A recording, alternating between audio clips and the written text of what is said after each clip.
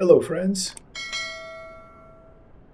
welcome back to Microsoft Flight Simulator and another episode with the PMDG 737-800.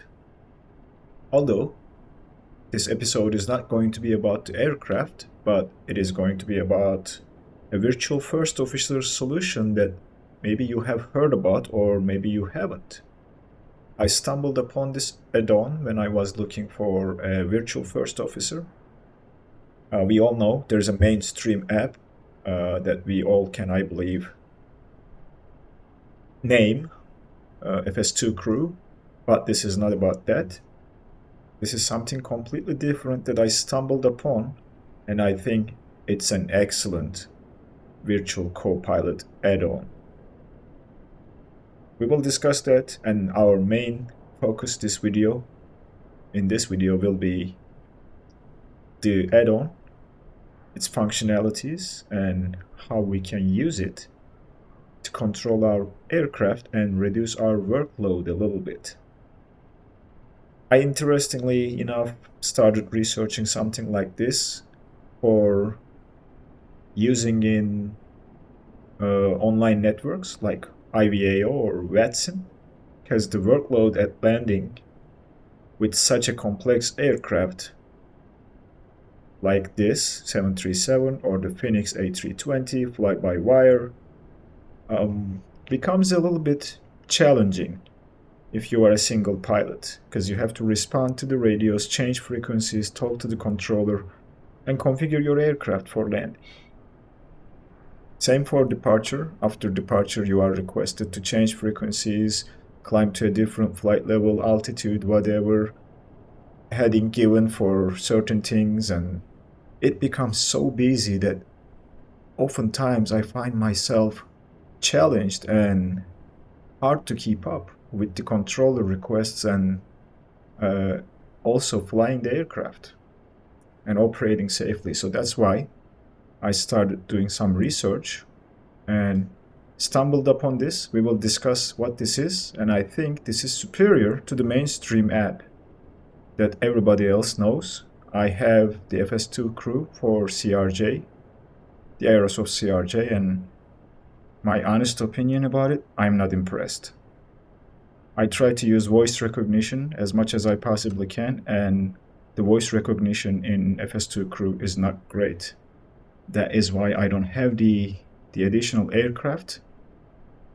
That's why I stopped there. I'm not sure if it's improved in the other versions, but there were no improvements over the CRJ with updates and whatnot, so that's why I started looking for a different solution, and this is what I found.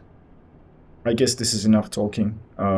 Let's jump into the cockpit and let's take a look at this beautiful virtual co-pilot add-on. Alright, we are in the cockpit, cold and dark. We have 31 minutes to departure. If you are curious, we are currently parked at Glasgow, and this is a Payware airport add-on that I have for Glasgow, and I think it's beautiful. What we will do is we will take a look at the co-pilot and see what we have before even attempting to power on the aircraft, and try to talk about the menus, its functionality whatsoever. Bear with me for a second until I switch screens and we'll start talking about the add-on. The add-on is called FSFO for short and Flight Sim First Officer for long. This is the small window that the add-on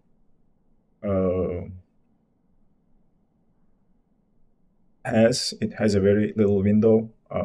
There are some buttons at the bottom. You have your checklists and flows over here. And we are currently connected to the simulator. It uses FSUI PC to connect to the sim. Unfortunately, no sim connect functionality right now, but I think FSUI PC is required to read the variables from the sim so that they can, the co-pilot can manipulate the switches, knobs, etc. You have voice recognition here. It's currently red, which means it's not active.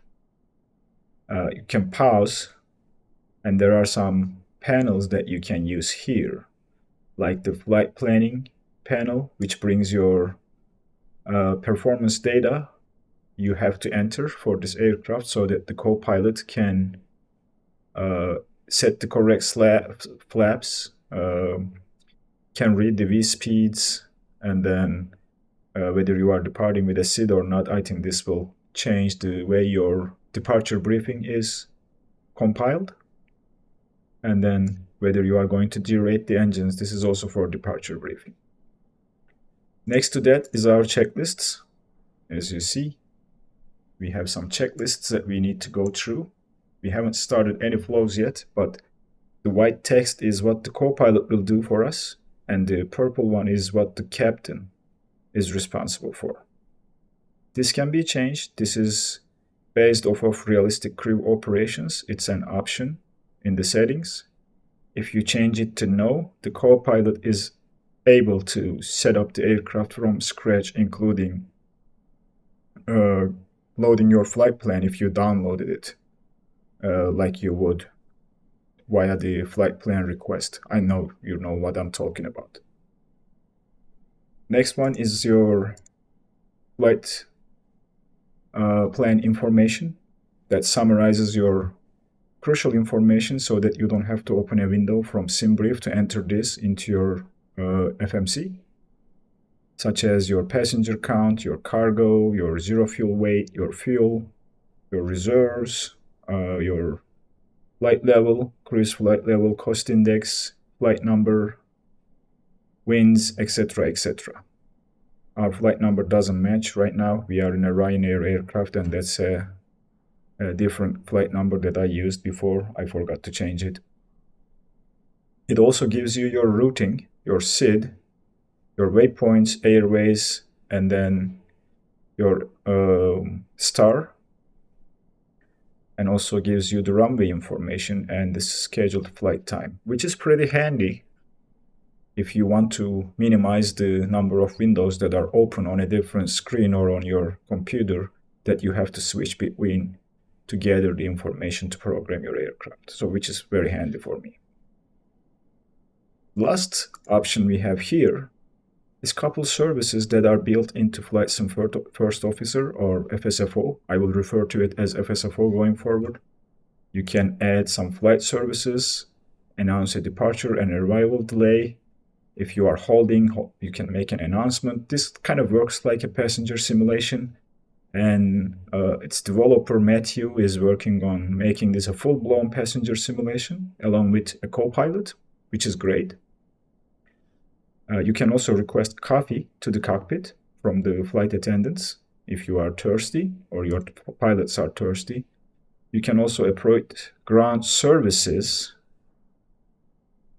unless this integrates with GSX, which we will talk about. This also has its own ground services calls for default ground services. If you don't own GSX, you can call for ground services, default ground services provided by Microsoft Flight Simulator using this menu. And then you have information services, such as you can get the weather report for your departure and destination, which in this case is wrong. I loaded the wrong flight plan, looks like. I will fix it before we move on to the checklists. You can request passenger report when they are boarded. You can request airport information like the elevation, transition altitude, heading for the runways that are assigned to us, etc. on our flight plan, which is quite handy too. We don't have to keep going back to other different windows. You can request a load sheet. You can request arrival info, such as the top of descent, total distance, local time, day, etc., etc. You can request the aircraft data, like the type, and then you can request the block data, time from blah, blah, blah. This makes sense to request this when you are up in the air or at your destination. You have also passenger simulation here, where you can board your virtual passengers if you don't want to use GSX. This has passenger boarding simulation. Also, the luggage boarding, luggage loading. Your pushback operations. It has a very nice integrated pushback. If you don't want to use the GSX again, or if you don't own it.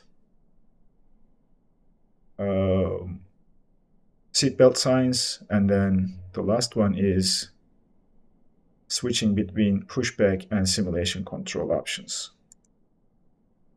Like this is the pushback controls that you can request, or press the buttons and pushback, turn the nose left or right and stop the pushback. Or you can use your voice to request pushback as well. These are the main window options. We will now go ahead and pop the configuration window and take a look at that, and you'll see what options are available under the configuration. SOPs, this is the settings where you set your acceleration height, when the landing lights will be turned on and off. Ground speed warning, your co-pilot will warn you if you exceed the ground speed that you set up here. So if you have a different preference, or if you are following a real airline SOP and have access to it and want to simulate that, you can do as well. You can do so as well. When to engage WNAV above ground level. By the way, this is not the altitude, but this is kind of your radio altitude or above ground level. When to engage LNAV. When to automatically turn the autopilot on if you are using autoflows or leaving everything to your co-pilot. When to disconnect the auto throttle when landing. When to disconnect the autopilot when landing. When to extend the gear. How many seconds delay between checklist responses, etc. So this has a lot.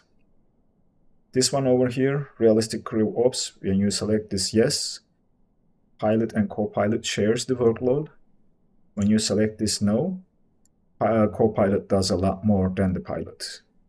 I mean, the pre-flight flow will command the co-pilot to set up the aircraft, and you don't have to pretty much touch any button in the cockpit. Coupled taxi and landing lights, if you have an aircraft that has coupled taxi and landing lights, or if you want to do that, this option is for that. Couple the runway, turn off and landing lights, again, same option here. Startup power source, this is kind of the important one. You can use APU, and then the co-pilot will start the APU if it's selected as APU. You can select GPU, and the co-pilot will call ground services and the GPU to connect to the aircraft. No power equals systems test. This assumes that the flight you are doing is the first flight of the day, and the co-pilot will complete all the fire tests and the system tests that are required to make sure the aircraft is in an operational state. Engine start sequence, I think self-explanatory. You can change this to 1 and then 2, or 2 and then 1. Seatbelt policy, about 10,000, seatbelt signs will be turned off automatically by the co-pilot. Below 10,000, they will be automatically turned on. Transponder policy, you can turn on your transponder after start or before takeoff. It's up to you. This might become handy when you are flying on medicine, because as soon as you leave the gate, you have to turn your transponder on. And the APU policy, when to turn the APU off after start or after takeoff.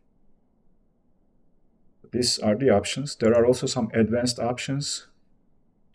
Always use to 18,000 feet for transition altitude. 0 means no, 1 means yes. This will become more like a menu or sliders in the future. The developer is completely redesigning the interface for the next version. Change the baro selector based on kilograms. Yes, so if you are using kilograms, it's going to use hectopascals. If you are not using kilograms, it's going to use inches mercury. Copilot programs HGS, which means your copilot will set up the HGS, head-up guidance system, I believe, if you have one. what the Copilot does is it enters the correct length of the runway so that your HUD displays the correct information, and a bunch more, which I will not go over because it's kind of boring maybe for you if you are seeing this for the first time and sometimes it doesn't make sense. So let's just skip through this. Audio, self-explanatory. This is where you set your audio input and output. Joysticks, you have the option to set up some buttons for mute. Like I'm recording a video, it's handy for me to have a button to mute so that the Copilot is not confused when I'm talking to you guys. License information, this is where you add your licenses.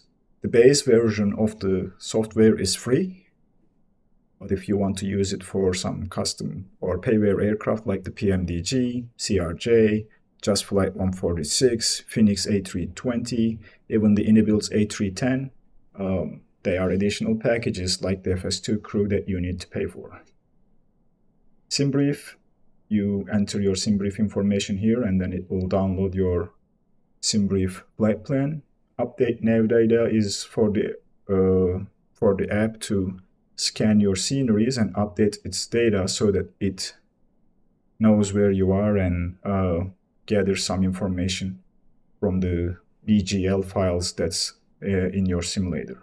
So these are the options. I think I have spent enough time covering these, so let's slowly start powering the aircraft. We have 18 minutes left. Maybe I should restart because I have to reload my flight plan. And let's see it in action after reloading everything. Before I reload everything and reload the correct flight plan, I'd like to talk about one more thing. Let's just bring the windows, the options window here. FSFO is highly customizable. There are a lot of options here that you can select. I'm not gonna go over these all. The developer Matt has a YouTube channel and I'll link the video, his last video where he talks about all these options, and that might help you understand all of this, but some of them are very self-explanatory, so you should be able to figure it out by just looking to the list. One thing I'd like to point though is here, GSX integration. If you turn this on, the Copilot will request the jetway. If that's turned on, I would like to request it myself. You can even request catering. It will request boarding, pushback, and it will confirm the good engine start when you start your engines. This is also true when you arrive and park the aircraft. The Copilot will request deboarding, and GSX will deboard your passengers and unload your cargo. I'd like to mention this as well. So let's load everything up with the correct flight plan and let's come back and see it in action. Welcome back, friends. Everything is loaded correctly. I have downloaded the flight plan from SimBrief. If you have used PMDG 737, you probably know what I'm talking about. I downloaded it to the appropriate folder so that we can request our flight plan from our FMC. And I have changed a couple options in FSFO in the configuration, such as programming the FMC and setting the MCP during pre-flight for our Copilot to do it for us, and then enable the GSX jetway connection so that our Copilot can connect the jetway. And also under the SOPs, I turned off the realistic crew operations to show you the full power of FSFO and what it can do for us. So let's wait here, because when we connect, FSFO should be able to connect the jetway to the aircraft and then start powering the aircraft. Also for that, I forgot to mention, I have selected startup power to let's do this GPU so that we can see the Copilot connecting the GPU to the aircraft. Now we are ready to connect FSFO to our sim. And when we do this, a couple things are going to happen. First, the jetway will be requested from GSX automatically, and then it will be connected to the aircraft. This is all done by FSFO, you don't have to do anything. And after the jetway connection is established, we can continue with the pre-flight flows. Let's go ahead and connect the FSFO to our sim now by pressing the power button, and you'll see now the connection is being established, and you'll get a confirmation. The GSX window already popped up. You see the jetway connecting to the aircraft now, and the confirmation is here. Now everything is loaded if you look at the FSFO screen here. So this is all done automatically. We can now go into the cockpit and continue with our pre-flight flow. Although before doing this, we will set our initial altitude. We will set our SID. We are going to use a SID. We will set our flaps, and we will set our engine derating so that FSFO can calculate this. We will also enter our flex temperature to derate the engines. This will be entered or used by our co-pilot to enter into the FMC.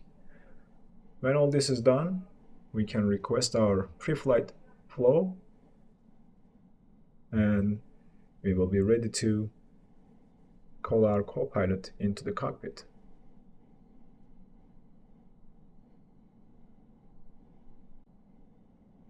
Before doing the pre-flight flow, I'd like to do a couple things so that you know how, or you see how co-pilot is doing the safety checks, and we will change the position of a couple things here, such as the gear lever, speed brakes, flaps, because when the safety checks are running, our co-pilot should be fixing all this and putting them into their appropriate positions. I changed the wipers too, and we are finally ready to invite our co-pilot into the cockpit by clicking pre-flight flow, and you'll see a countdown, and the co-pilot will join us in the cockpit and greet the captain and start doing the safety checks. So I will use the bottom mode for this, and I will use the voice control when we are doing the pre-flight checklist. Let's click and see what happens. So I'll just pan the view. Good afternoon, Captain. Good afternoon. Now she's gonna fix everything she finds wrong, like that, gear lever, and then you'll see the flaps, engine cutoff switches, speed brake, and she will power the aircraft by putting the battery power on and closing the guard. There we go. Now there's a countdown now for the aircraft to come to life, because it takes a while in the PMDG, and this counter is to ensure that the aircraft is in the correct state for our co-pilot to move forward. Alright, countdown is almost done, and we should see our co-pilot going into the FMC and requesting ground power from PMDG ground services, and it will eventually connect the GPU. There's another countdown for the GPU connection to happen, and then she will turn on the ground power and connect it to the bus, and the aircraft will be powered on, and then she will continue with the other items on the pre-flight flow. There we go, the GPU is now connected. She's gonna set the internal and external lights. If it's daytime, she's not gonna do any adjustments, but if it's nighttime, you'll see the panel lights turning on by the co-pilot. She's now performing the fire tests, because we told the co-pilot that this is the first flight of the day in the settings that I explained. So she is doing the cargo fire test now, and she will do the cockpit voice recorder test after this, and the Mach overspeed tests, and continue with the flow. It might be a good idea to set our parking brake right now. That's the overspeed test. We have two, as you know. Yep.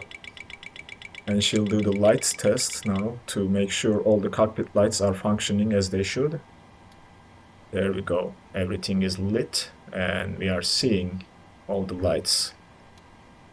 Now she will do the oxygen test on her side. And we probably should do it on our side as the pilot flying. She will do the autopilot disconnect tests. And she will jump on the FMC and set the position because she already put the IRS switches to nav. I will share with you here in a second after showing you that she is able to program the route. But for this to work, you need to download your flight plan into the appropriate folder for PMDG. As you see now, she's typing our routing information and she will recall the company route.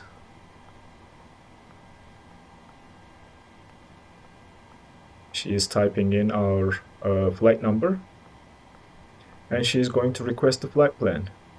She did that right now and executed, and she is done with that. She is now entering our fuel and the payload, such as our passengers and other things.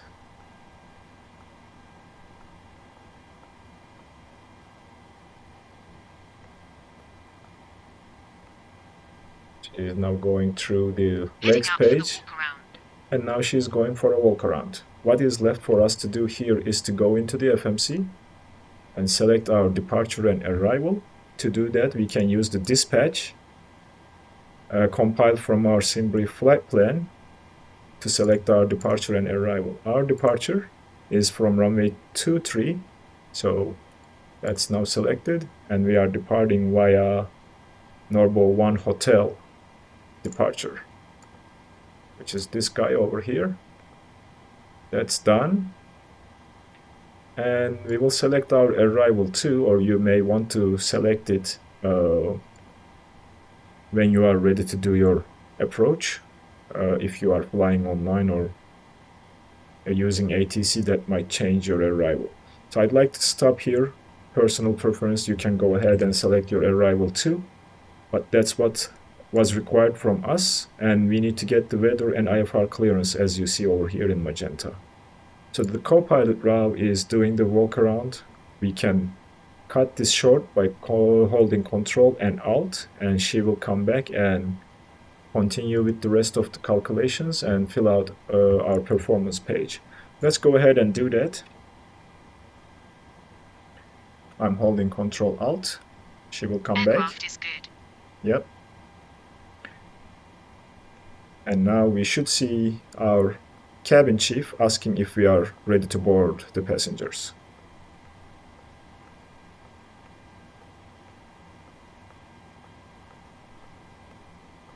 Very shortly, when this is done, I think they will ask. So she's now calculating and doing our performance. As you see, she's entering the wind information, the cruise level, and then the temperature. She's doing the flaps setting. She will bring in the CG and then put our V-speeds in place. The gate agent is ready. Are we okay to start boarding? There it's our cabin chief. Let's do voice command here. Clear to board.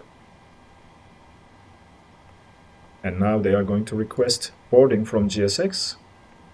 And our co-pilot is opening the doors.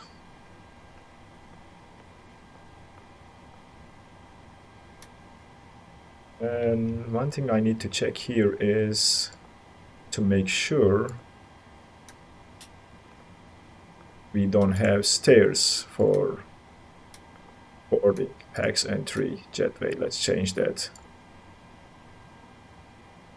Now if we go outside, you see boarding is requested now. The baggage loaders are moving in place and our cargo doors, one of them is open, the other one will be opened by our co-pilot. There we go. And then the GSX will ask if we want to board the crew when they connect.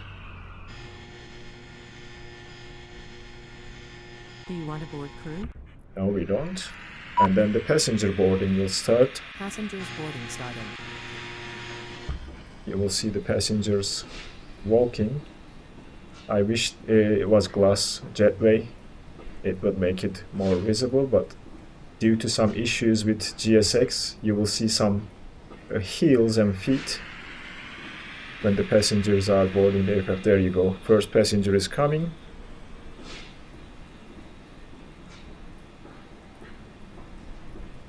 And as you see here, now the FSFO is counting how many passengers are boarded and giving you that information right here. These guys are waiting for the baggage carts, and they will start loading the baggage when they arrive. So now our co-pilot is done with the pre-flight flow. Let's do, and that's the baggage cart coming, I guess, for us. She already set the QNH, and she hasn't done the MCP because we didn't know the speeds, so that's, I think, our job to do. We can go and check our V speeds from our takeoff page, 140, 140, 142. You need to fill this out. If you know them up front, your co-pilot can set your MCP as well if this information was readily available for our co-pilot to use. But no big deal. We will set the MCP speed to V2 plus 5, so that's 147. And that's our pre-flight done completely by our co-pilot. I didn't touch anything other than this and setting the parking brake. The rest was done by our co-pilot, which in my opinion is extraordinary and awesome. I don't use this, as I said. I like to do the realistic crew operations and have some workload to take control of things, but she even set our departure heading to the runway QDM, which is great to see. Alright, so it is time for us to do the pre-flight checklist. Let's do this with voice. I have to mute it when I'm speaking to you guys because it might interfere with the co-pilot. So let's focus on pre-flight checklist, and I will mute and speak after the checklist is done. Pre-flight checklist. Ready for the departure briefing. All right, it will be a left seat takeoff from Echo, Golf, Papa, Foxtrot, to Echo, Golf, Bravo, Bravo. Taxi route is per ATC instructions. We'll be departing on runway 23, climbing via the departure procedures to an initial altitude. So this is the departure briefing. You may choose to turn this off if you don't want to hear it every time. Pre-flight checklist. Oxygen. Tested.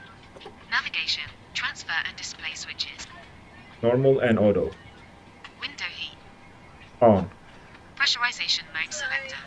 Auto. Flight instrument. Heading set, altimeter set. Heading set, altimeter set. Set. Parking brake. Set. Fuel control switches. Cutoff. Checklist complete. So as you see, I had to repeat myself, so that's probably due to my accent. Voice recognition sometimes doesn't recognize, but as you see, we completed the pre-flight checklist by speaking to our co-pilot, which is also awesome. So now we are waiting for our passengers to board. Our cargo is being loaded, and I'll bring you guys back when we are ready to leave the gate. Alright, our baggage loading is almost done.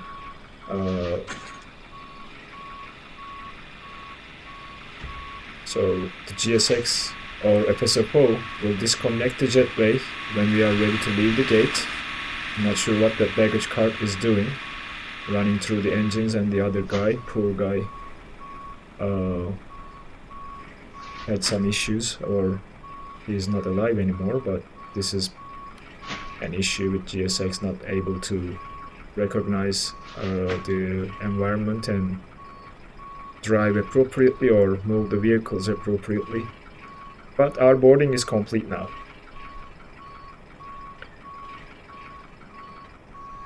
And as you see, there is no countdown. FSFO knows We're done, and it's gonna start closing the doors and removing the jetway to prepare us for our departure. Let's go back into the cockpit. I think we are ready to do the before start flow, and she will fire up the APU. When we do this, let's do that with button command, and that guy is like going through all the aircraft in the area. Okay, before start flow. She is starting the APU, as you see here, and she will wait until the APU is online. This will take some time. As you all know, it takes some time for the APU to spool up, roughly 60 seconds. She also turned the fuel pump. I think this might be a mistake here. I believe the APU is fed from the aft fuel pump, not the forward. But this is an easy fix, and I will contact Matt to ask him if this is something he can change. I think the correct behavior is to use the aft pump to feed fuel to the APU, not the forward one. Because that, I believe, is the closest to the APU. And that's how it's done in Boeing aircraft. Alright, 14 seconds for the APU to spool up, and you'll see our co-pilot putting the APU on bus. Now the gen is online.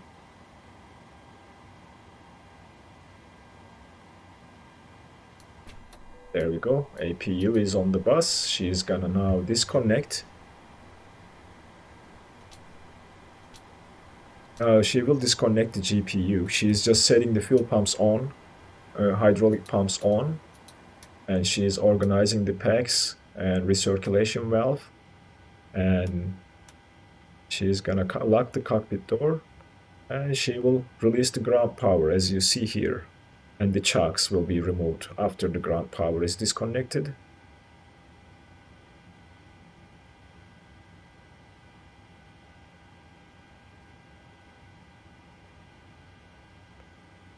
There we go. Now we are ready. She will scroll to the appropriate FMC page for takeoff, and we are ready to do the before start Dear checklist. passengers, this is to inform you the aircraft doors have been closed. In order to push back on time, all passengers must be seated with your seatbelts fastened. All luggage must be stored in the overhead bin or under the seat in front of you. The cabin crew will be passing through to make their final safety checks before pushback. Thank you and welcome aboard. What you heard is the passenger simulation of FSFO, which will improve over time. This is already looking great, and you get a feel of like you are in a real aircraft when you hear the passenger announcements and the interaction with the passengers and the pilots. So that's part of FSFO. And we will continue with the before start checklist, and we will do it with voice. After this is done, FSFO should request pushback from GSX. Before start checklist. Before start checklist. Flight deck door. Locked. Fuel 5286 kilograms. Check passenger signs. Set. MCP speed 0. Heading 0. Altitude 0. Check takeoff speed V1 140 VR 140 V2 142. Check CTU pre-flight. Completed. Rudder and aileron trim. Set. Taxi and takeoff briefing. Completed. Anti-collision light. On. Checklist complete.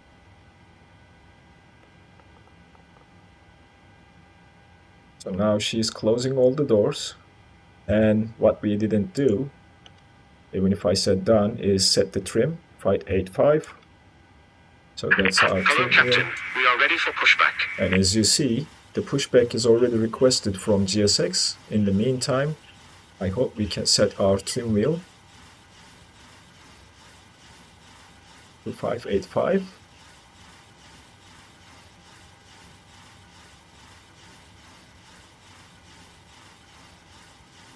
That should do it. Departure check completed. Bypass pin I can inserted. close this. And why you didn't hear the speeds during the default start checklist is I have the speeds here, but I'm not sure if that's something that happened. I'll look into that again. I usually don't have this because I program the MCP myself with the realistic crew operations. But so be it. She was able to read everything correctly. Maybe we should have touched these to record the data. That could be anything. So not a huge deal in my opinion. So now the type is being connected to our aircraft. She's gonna lock the gear. And you also have a pushback that's built into FSFO. Maybe after the video is done, I will come back to the gate and demonstrate that. You need to turn off the GSX integration for that to work. Or you need to turn off GSX pushback. So now we will, left on L facing north is our pushback direction. Release parking brakes. Okay, we will release the parking brakes. Commencing push. All engines clear. And we will ask our co-pilot to start our engines. So let's go and do it with voice. Start engines. Starting engine 2. So she's gonna start engine 2 first. Watch for the N2 and then introduce fuel when it gets close to 20%.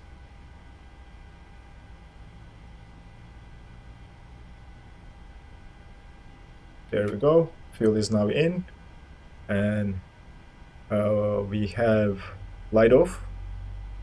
And EGT is rising. M1 is rising. Fuel flow is seen. Oil pressure is seen. So that's the sign of a good engine start. In the meantime, GSX is completing our pushback. And the co-pilot is waiting for the engine to stabilize. And she will continue with starting engine number 1 when engine 2 is stable. Set parking brakes. Alright, we'll set the parking brakes. Waiting your confirmation for good engine start. This will be also done by our Engine 2 co-pilot. cut out. When both of our engines are running and stable, Starting it engine will 1. tell GSX to, our co-pilot will tell GSX to disconnect. So she's starting engine number 1 now.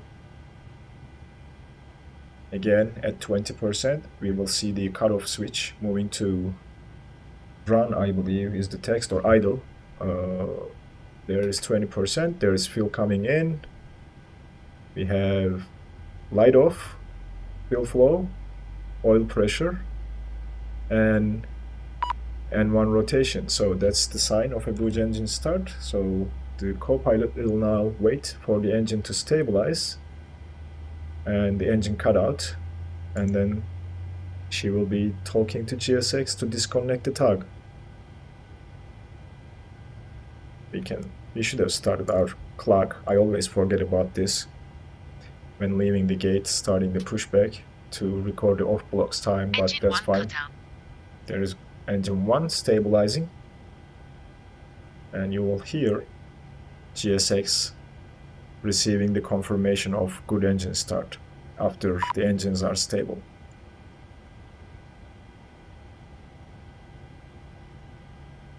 Alright, looks like they are both stable. All engines stable. There we go. Cockpit to ground. We have a good engine start. You can disconnect. You heard our co-pilot, this requested the tug to disconnect. Now GSX is disconnecting the tug, and in the meantime we can do the after start flow. We will do this with bottom mode. She's gonna set the hydraulics panel, put the generators on bus, probe heats will come on, and packs will come back on after engine start. She's gonna stop the APU, wait for the APU to pull down, start switches to continuous. She will set the NAIs based on the exterior temperature or outside air temperature, and if it's below Tow truck disconnected. the limit of called operations, you will see the co-pilot Left is clear. Right is clear. doing the called operations that's built into FSFO, and she will follow the cold air operations or cold temperature operations, SOP, something along those lines. But we have completed our after TS start flow. Our flaps are set, our auto brakes are set to RTO, our transponder is now on TARA, and weather radar is in up. I'm pretty sure it will also manipulate the weather radar if we had that working. So now we are ready to do the taxi checklist. Let's do this with voice. Taxi checklist. Voice detected. Taxi checklist. Taxi checklist. Generators. On. Probe heat. On. Anti-ice. Set. Isolation valve. Auto. Engine start switches. Continuous. Recall. Checked. Auto brake. RTO. Flight controls. Now we'll do a full flight controls check. She already moved to the flight controls screen. We'll do full left, Full left. full right, Full right. full back, Full back. full Full forward, forward. left Rudder rudder, full left. right, Rudder right full rudder, right. Check. and Ground that's equipment. Clear. Checklist complete. okay. So we have an IRS warning here. I'm not sure if that's a failure. Let's see if our IRS switches are in the appropriate position, which they are. I'm not sure what is the catch here. I need to go down and check something here. Actions, no. PMDG setup, aircraft failures, no active failures. Let's see. Index, position. It should have the position initialized. I'm not sure why we are getting an IRS warning here. Let's go and check one more thing here. IRS is in alignment, so I need to look this up. This might be something I'm catching here, but we will continue. This is just to demonstrate the FSFO. I'm not going to complete the flight. We will finish this after takeoff, and we'll continue from here. Alright, we are now ready to taxi. Let's disconnect or disengage the parking brake and give her some power.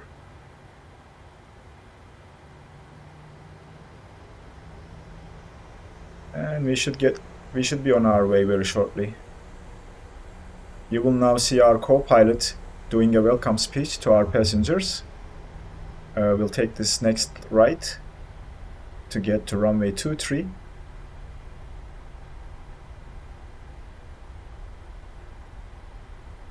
Very gentle turn.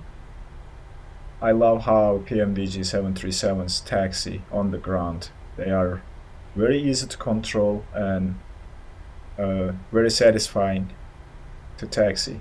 I hope that guy doesn't run into us. Okay, he decided to turn. That's great. We can use just a little bit more power. I'd like to taxi around 13 to 15 knots ground speed. You can go faster, but I think us flight simmers have a tendency to taxi faster than how it's done in real life. So, and a couple things that we can look here is on the window you see the load sheet and the total weights that we have, and we can also go to information services, request a passenger report. We can't request because we didn't use the FSFO passenger simulation. If we did, we will have a passenger report here. We can get weather, make sure we have the correct QNH. Yes, we do. That's set by our co-pilot. We can take a look at the load sheet, and you can get a lot of information here, such as the airport information, our departure heading, our departure frequency, runway length, transition altitude, etc., etc. So one thing I'm going to change, even the transition altitude is showing 6,000 and we have an initial climb to 6,000. I need to change one thing while taxiing here. Let's just go down to the FMC. Index, position, route, takeoff. Hold on. Performance, transition altitude. That's now set. And why I did 6001 is to have, oops, sorry about that guys, you shouldn't be looking down when taxiing, to have a difference between our initial climb, because that's a restriction and we don't want to change the barometric pressure setting while we are holding that altitude for our departure, because that will transmit wrong altitude information to ATC. That's why I put 6001 there, so that I don't have to worry about switching to standard while we are holding 6,000 feet until we clear our SID. Alright, let's give her a little bit more power. Let's taxi a little bit faster. And we will be at the runway very shortly.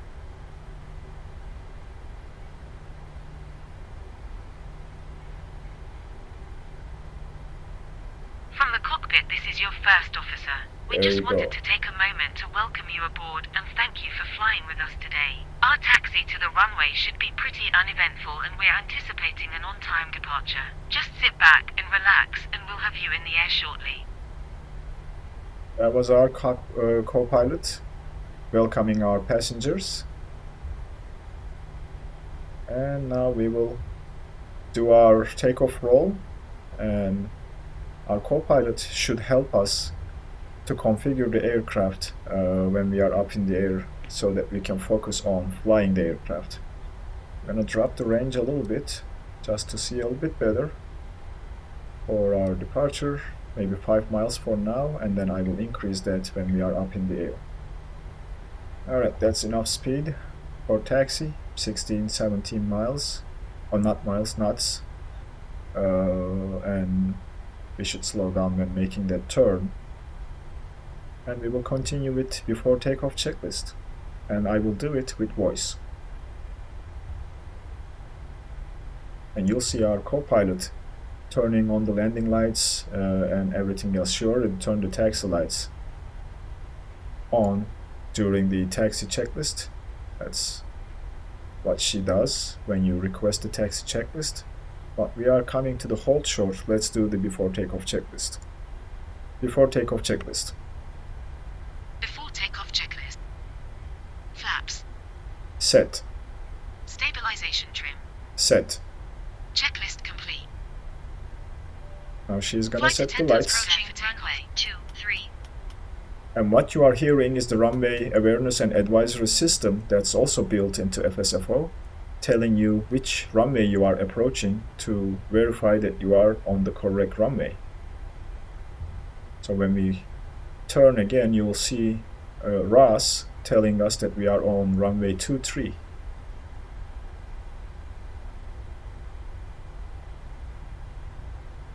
On runway 23. There you go. This is also built in. You don't need to pay extra to get RAS in Microsoft Flight Simulator. Alright, we are pretty much ready for our takeoff.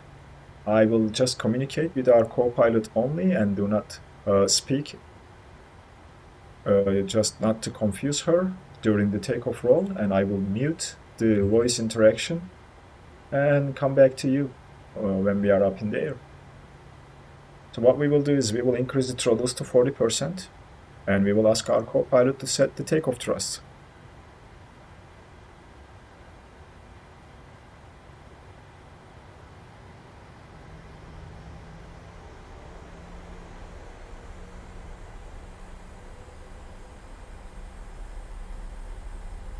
Engines are now stable.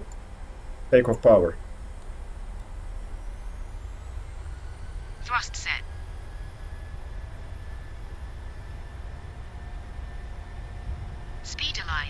Checked. 80 knots. Checked.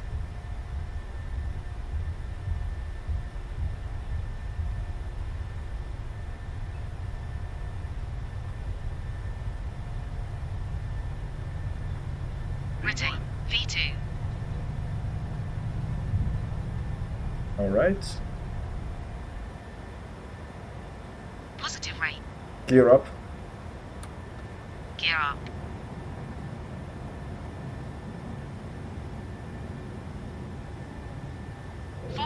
feet. LNAV. LNAV on.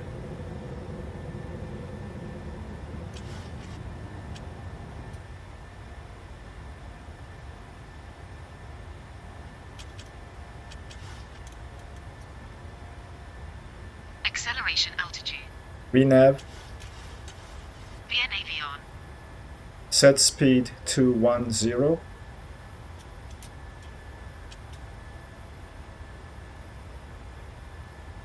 Heading Anyway, select. now we are Autopilot. Command A on. Heading select on.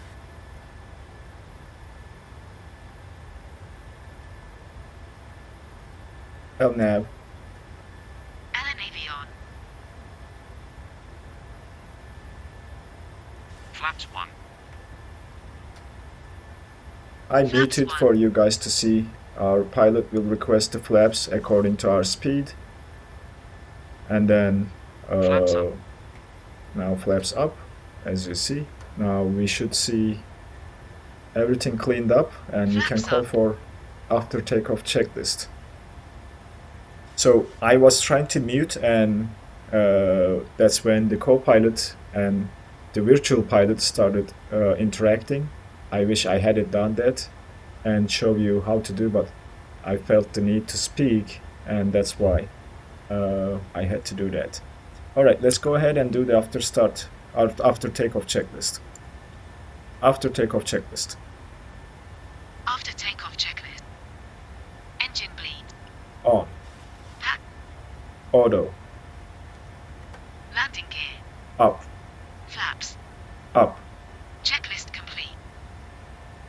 That's the after takeoff checklist complete, and she turned the landing gear off or moved it to the off position. Engine switches to off, back to off, and set everything else. We are reaching 6,000 feet. That's our altitude restriction, and as you see, we see that over here as well. But that's until we make this turn. I believe we will be at 6,000. But what we can ask our co-pilot to do is set the flight level for our cruise. So let's do that with voice. Set flight level 270. Flight level.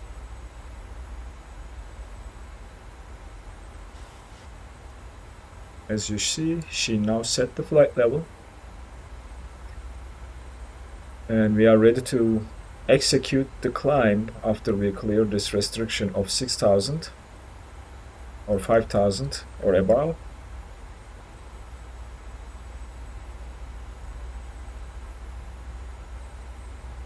And we can ask our co-pilot to do VNAV. VNAV.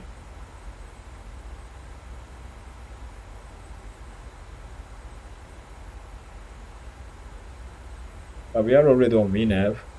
We will start climbing when we clear this restriction automatically. It's just waiting for us to pass that restriction, and I will keep you guys here until we reach 10,000 for you to see the rest of the operation, and we will cut the video here. Just a side note, you see 100% of the packs are satisfied, so that's the built-in passenger simulation that takes into account how you fly your aircraft, and the satisfaction of your passengers will be based off of that. And this will get some more improvements in the future releases. That's what I heard from Matt in the Discord. But so far, FSFO has been a great experience for me, especially helping with other things so that I can focus on flying the aircraft and don't have to look around and control the switches and knobs when I'm up in the air, especially in the first. 6,000-7,000 feet after departure. We probably can synchronize our heading bug here.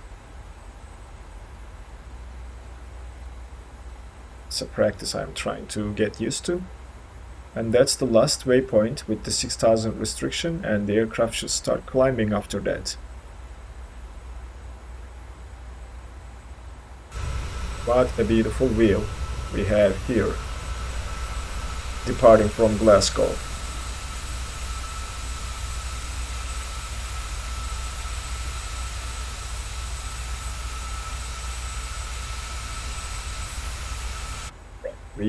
Looks like we are about to clear that restriction. Let's sync our heading with the new heading that we will be flying. And if I wasn't recording a video, I would probably fly the aircraft, hand fly the aircraft until 10,000 feet, because the co-pilot will help me get things set up for that, and I don't have to worry about it. And as you see now, we started climbing. Transition altitude, as you see, she set the standard barometric pressure when we reach the transition altitude.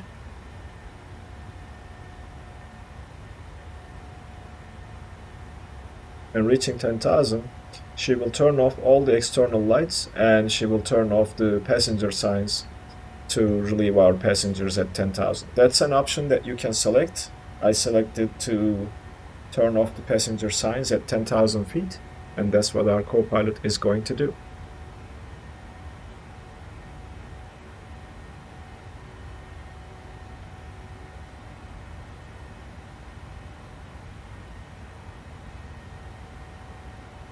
Waiting to reach 10,000 now.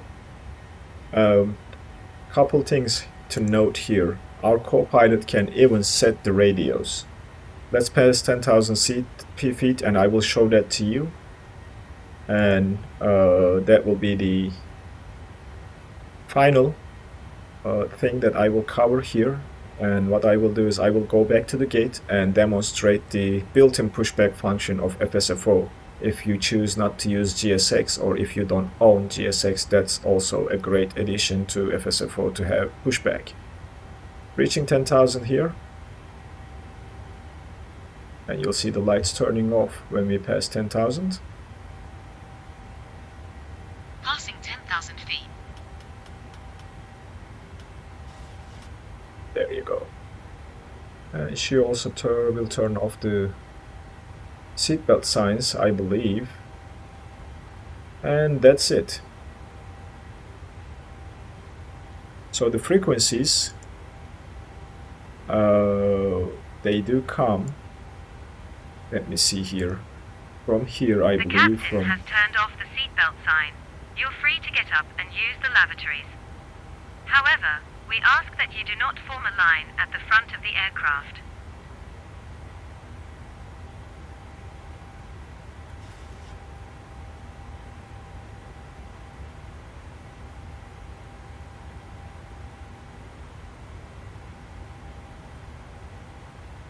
FSFO can also set frequencies, but you need to receive or enter the frequencies in, and it can get the frequencies from the nav data as far as I know. But let's go ahead and demonstrate that and see if I set if I say our co-pilot to contact center, and I'm gonna set the center frequency to 122.0, and you'll see the co-pilot setting the comm frequency to 122.000. Let's try that. Contact center.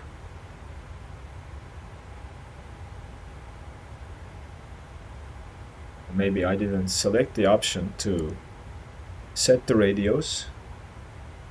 Maybe that, yep, I did not. So let's turn this on and let's try this again.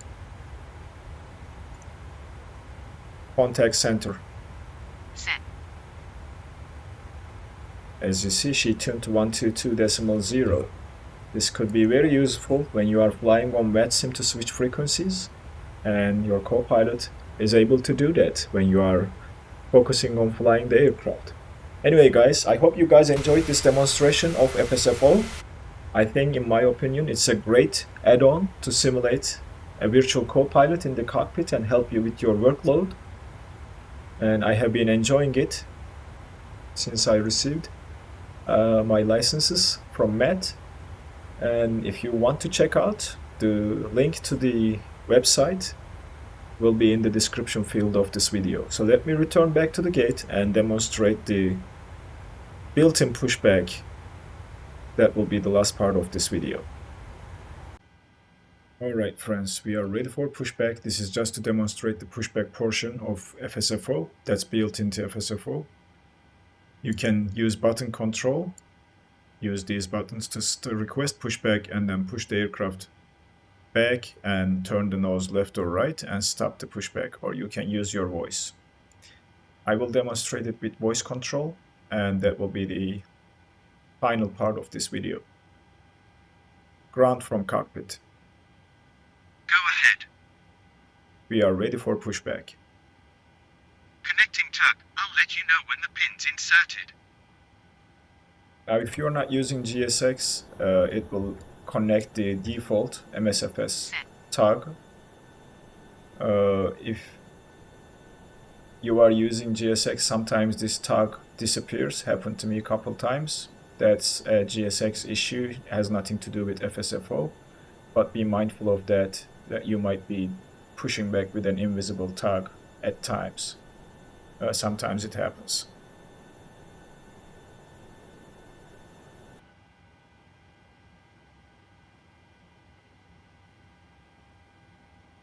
Steering inserted. Release parking brake. Starting push. Now what we can do over here is we can tell our co-pilot to start engines and direct the tug. Start engines. While she's doing that, this is how you control. Nose right. Nose right. As you see now, he is pushing the nose right and trying to get us on this taxiway. You can also say nose left. Nose left. Nose right. Nose right. Let me not interfere with the pushback and end up in a awkward position. But this is just to demonstrate, so I think it will be okay. Let's say nose straight. Nose straight. Stop pushback. Stopping pushback. Set parking brakes. And we can set the parking Tow brakes. bar disconnected. See you on the left side with the pin. Have a great flight. As you see, now we have completed the We'll look for you on pushback the left side. Thank you. using the built-in pushback function of FSFO. I hope you guys enjoyed the video. If you did, please consider giving it a like. If you want to grab FSFO for yourself, as I said, the base version is free to everybody, and if you want to use it with specific payware aircraft, you have to have licenses like FS2 Crew, but they are way cheaper than what FS2 Crew is priced for, so it's very reasonably priced. If you stumbled upon this video and not a channel subscriber, which is 80% of my viewers, please take a couple seconds to hit that subscribe button. It helps a lot and it keeps the videos coming, and also helps with the YouTube algorithm to help this video reach other flight simmers. So I appreciate your support, Engine 1 and I'll be seeing you in the next video.